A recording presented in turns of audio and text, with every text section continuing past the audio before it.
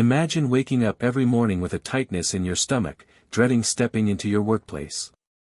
Not because the tasks are too hard or the deadlines too short, but because of one single individual, a narcissistic presence who hijacks every conversation, questions your every move, and tries to make you feel small in front of everyone.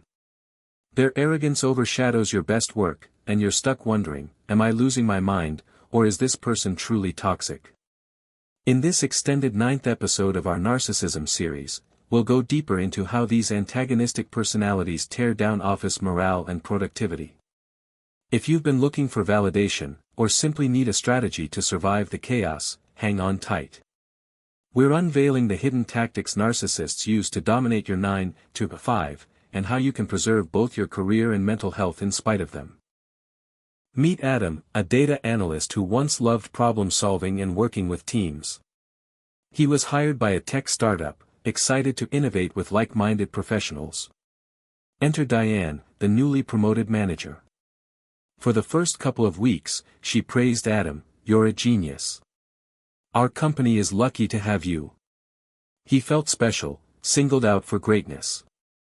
Then came the project deadlines. Out of nowhere, she demanded impossible goals with minimal resources, then pinned blame on Adam if anything didn't pan out exactly as she imagined.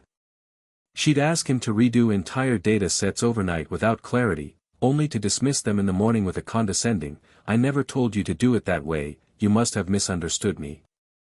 Eventually, she started belittling him in group Slack channels, mocking his code in front of the entire dev team. Nobody confronted her. Everyone was terrified of Diane's unpredictable outbursts. Adam's confidence nosedived, and he started second-guessing every decision. Weekends? Forget it, he spent them rechecking data to avoid her Monday wrath. By month 3, Adam was unraveling, physically and mentally.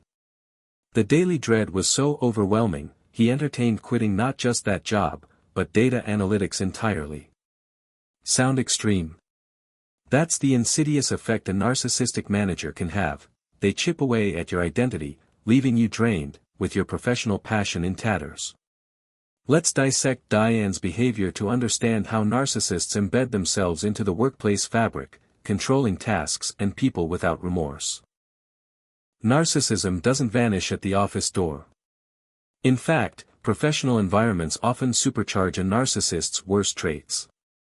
Corporate culture can be a jungle of competition, big egos, and hierarchical power, perfect hunting grounds for someone who thrives on controlling others and securing endless recognition.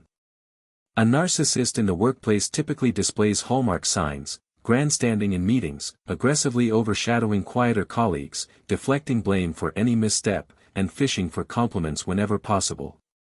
You might see them volunteer for high-profile projects just to gain visibility, then vanish when it's time for the less glamorous grunt work.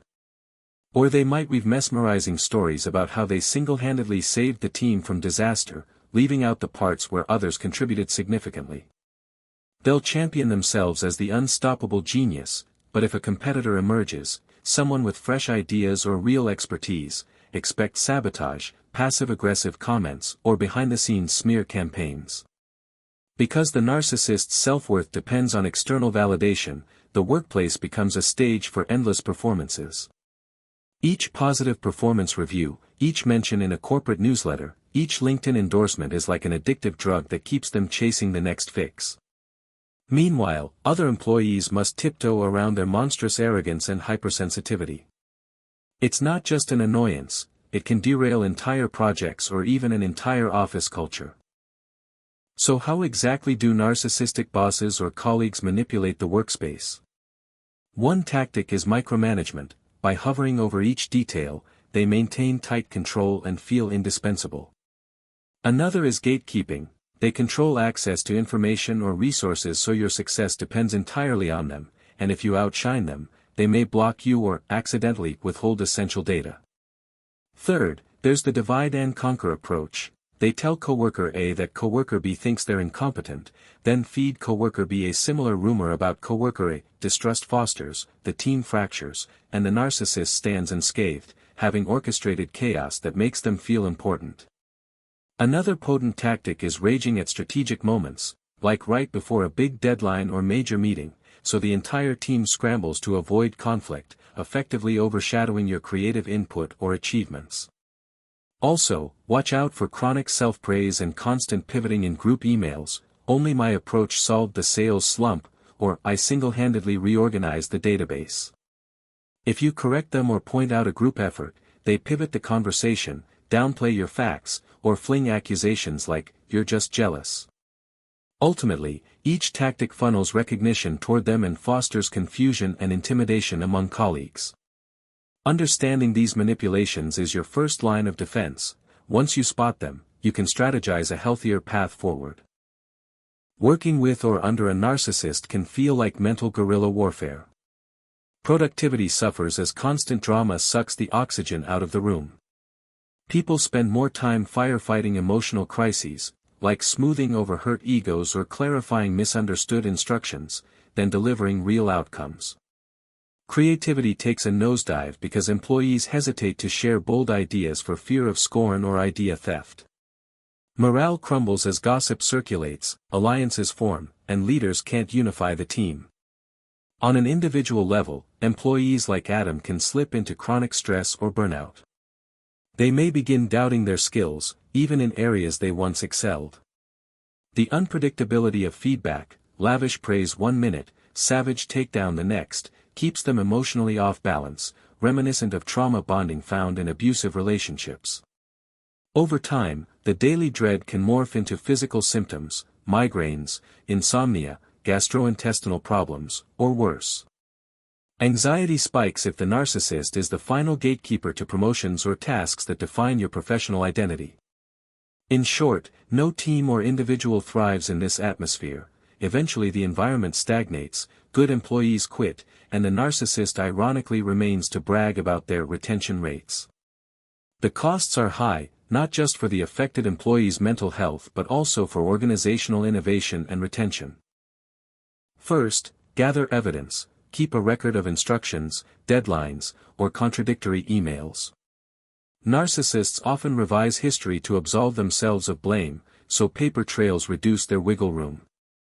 Next, lean on allies. Quiet as it's kept, many might share your feelings but fear speaking out.